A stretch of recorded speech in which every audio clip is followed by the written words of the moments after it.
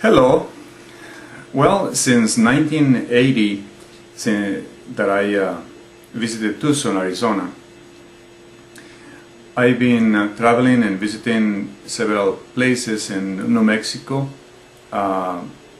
west of Texas, and of course several towns and cities here in Arizona. During those years, I found a lot of good people all over. With my work in Tucson for many years, and then other people here in Phoenix, in the area of the East Valley. All of them precious human beings. And talking to them and learning from them and sharing with them, I found a lot of similarities with both cultures. Mine, which I grew up in Mexico, and a lot of the people that grew up in the Southwest.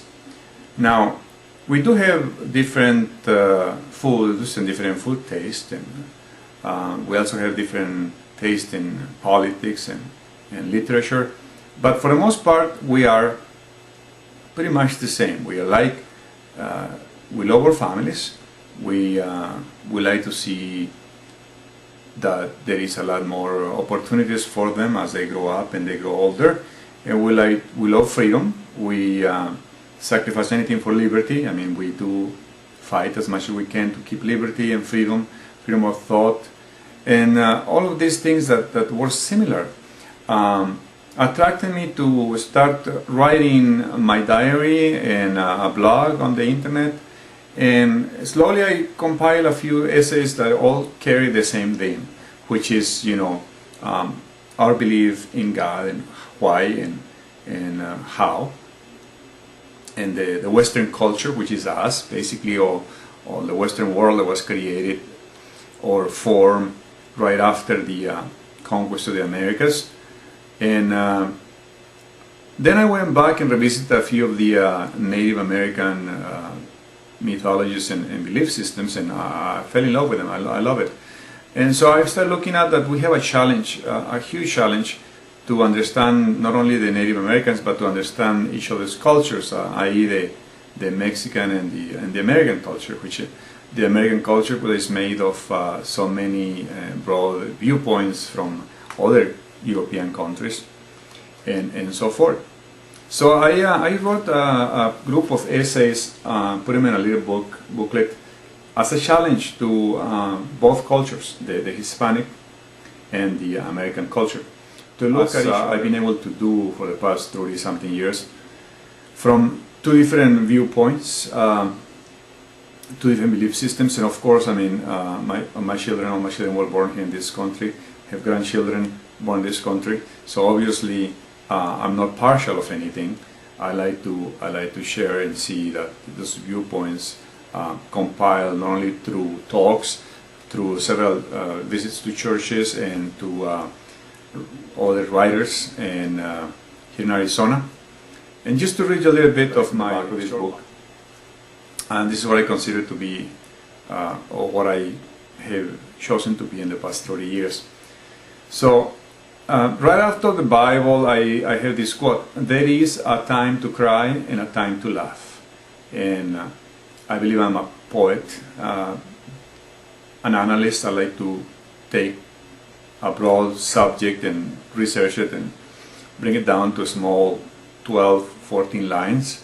I've been a hitchhiker. I've actually hitchhiked all throughout the United States and 4 provinces in Canada. And as you can see, there is a few songs that I love, and so I interpreted. I write songs. There is another site that has some of my songs, and obviously I also dream. I mean, like the first Americans, when they colonized this section, and they dreamed to see a country where everybody will be free to pursue happiness. So I have a dream, though, and that dream is to be able to gain an insight on what is peace inside me first, share that with others, and I try to do that through these essays. But the challenge on these essays is the following: if you are purely a person that reads Spanish, you will be able to accomplish some readings really beautifully and easily. But if you are a person that purely speaks or read English, then you can read the English section. However, you'll miss out on the other section. So the challenge is to probably learn the other language, or at least do some research with your dictionary, and or ask somebody to translate for you. So the part of this creation was that it challenged your mind, it challenged your soul, it brings your heart and your mind together, and hopefully we can even gain more insight on what we are and where we're going from here. Let's discover a more clear present in order for us to co-create a more peaceful future. So the title of this book is Weird and Cranky, en español, Raro y Corajudo.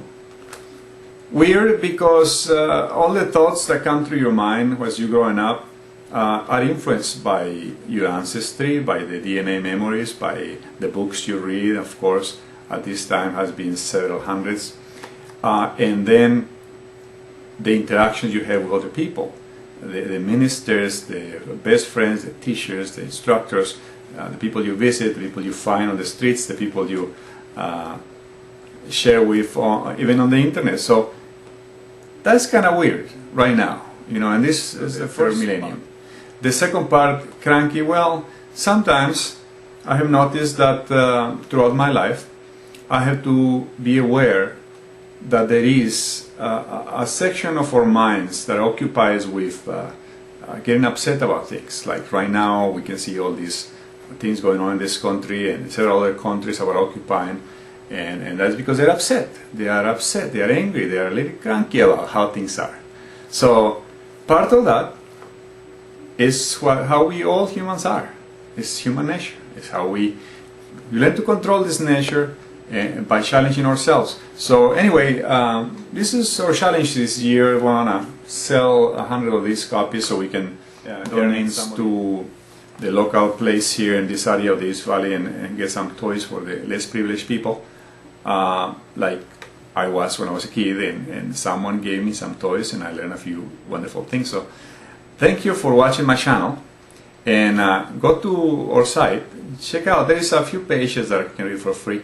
Obviously, you know, it's trying to say that that is the greatest book ever, but you know, just if you want to know our culture, if you want to know yourself, at least how our viewpoint from the Southwest viewpoint, it's a challenge to read that book. Thank you.